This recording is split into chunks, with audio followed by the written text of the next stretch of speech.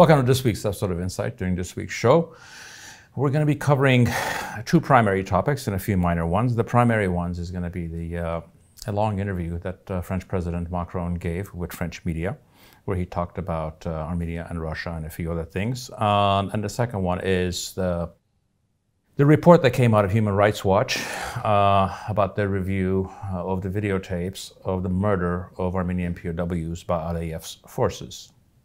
Let's start off with the first topic of the week, which is the interview that French President Macron gave to French media.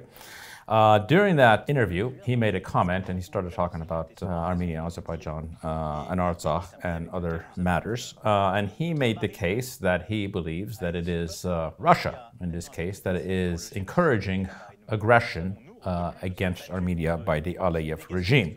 This was immediately responded to by the spokesman for the Russian Foreign Ministry, Maria Zakharova, who accused the EU of meddling in this area and interrupting Russia's mediating role. In truth, what President Macron is saying is something that many people here believe, frankly, from ordinary people to people in high office. Most believe that at least some of the aggression that comes from the Aliyev regime is actually encouraged by Moscow. What is interesting here is how direct his criticisms were and how openly he talked about this, which was rather bold and out there.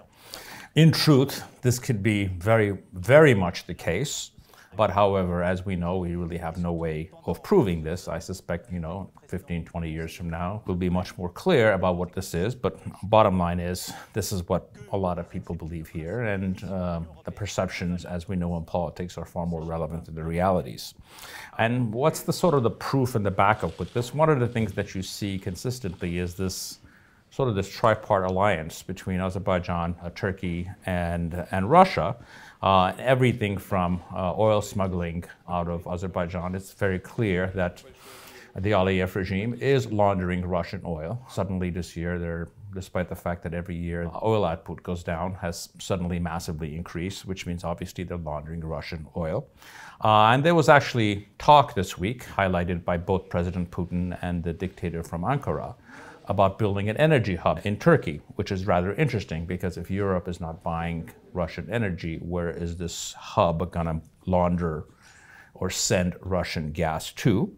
An interesting corollary with this, if this hub is ever built, it would essentially actually put Aliyev's gas production out of business because Russian gas is far cheaper than the one that's produced in Azerbaijan in price point range. So I suspect that this is probably just hyperbole and not really based on reality, or Erdogan is using it for his campaign purposes. But obviously there's an alliance here, and this alliance that's working together in many ways conspiring against this country.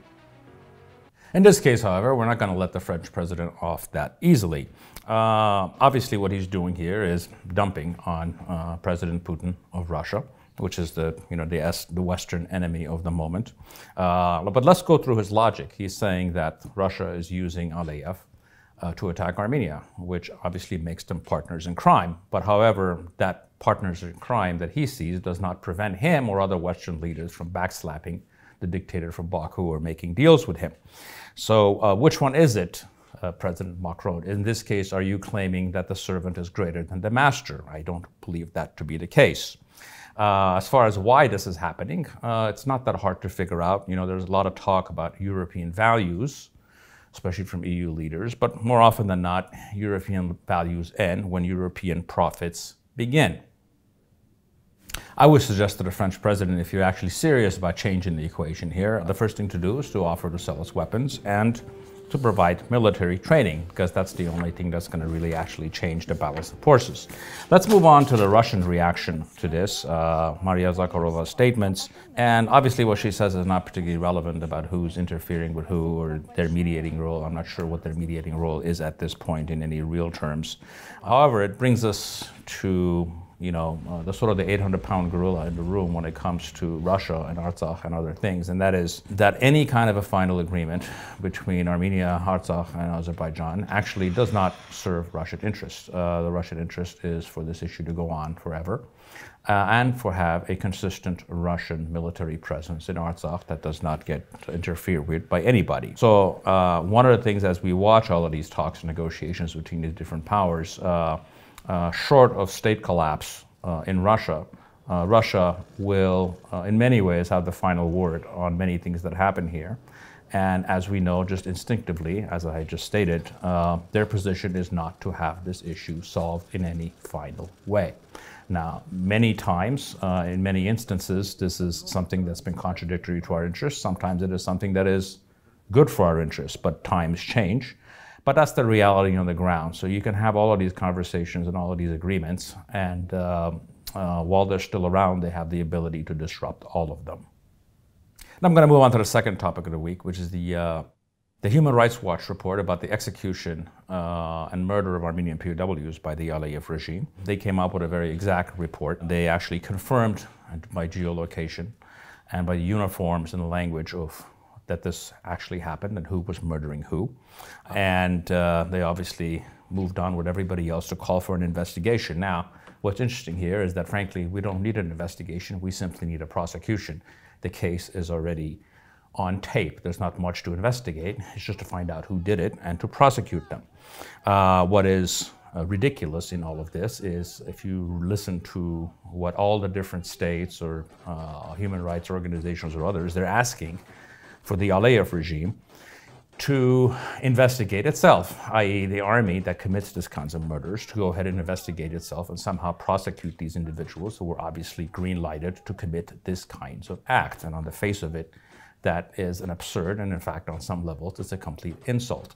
To highlight how absurd this demand is for the Aliyev regime to investigate itself, I would advise you to watch the following video. This is during a week that there's been many accusations of the Aliyev regime actually murdering and covering up its own soldiers. So I would ask you to watch this video.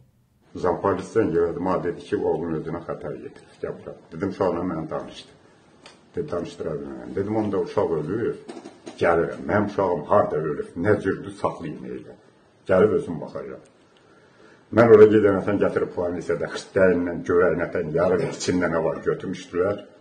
Gittim öldüğü yere de baktım. Kazarmalarına da baktım. Sengerde bir damcı kan yoktu.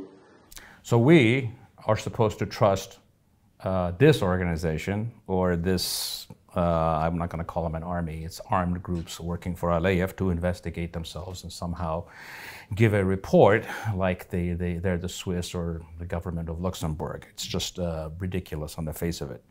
Obviously, given the charges that that father was making, they're hard to confirm because it's a totalitarian state and there's absolutely no way to confirm any of these things. However, for someone to speak like that, you have to be an aggrieved father to speak like that in a state where they can put you in jail and disappear you very quickly. What we do know is that since the war, and this has been reported by social media and opposition and basically by many different people in that country, is that there's a massive problem of suicide among the veterans of the war, or many cases of hazing and murder that goes on in their army all the time. In conclusion on this matter, it's obviously that the world actually wants to cover these murders up for countless different reasons. We saw what happened in Bucha in Ukraine, and there was a worldwide call for investigations, and Russia was not being asked to investigate itself.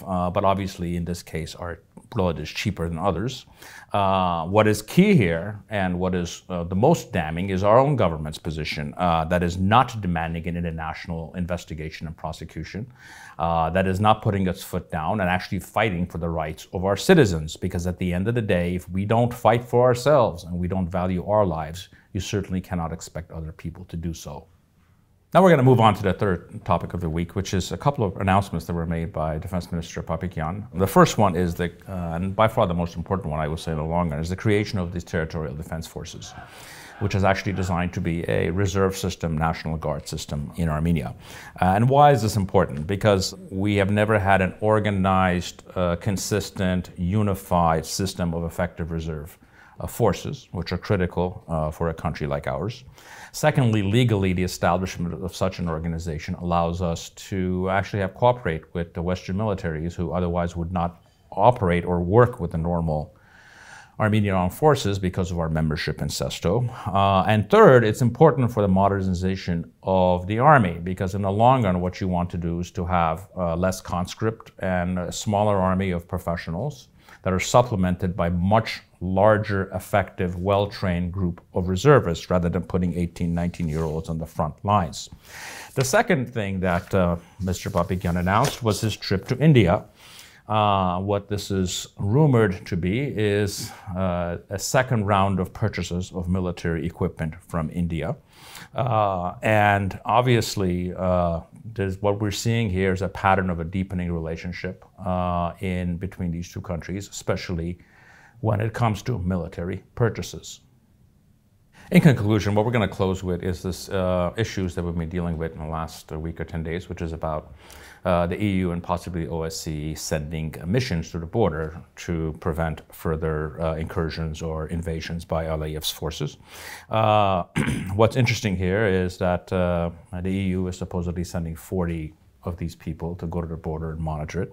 What's actually more interesting to me is the OSCE possible involvement, because this could actually be a good way to keep that organization going and viable, because as we know, the Aliyev regime has worked strenuously to destroy the OSCE mission, saying there's nothing for them to do, there's nothing for them to talk about. So I think their involvement would be good.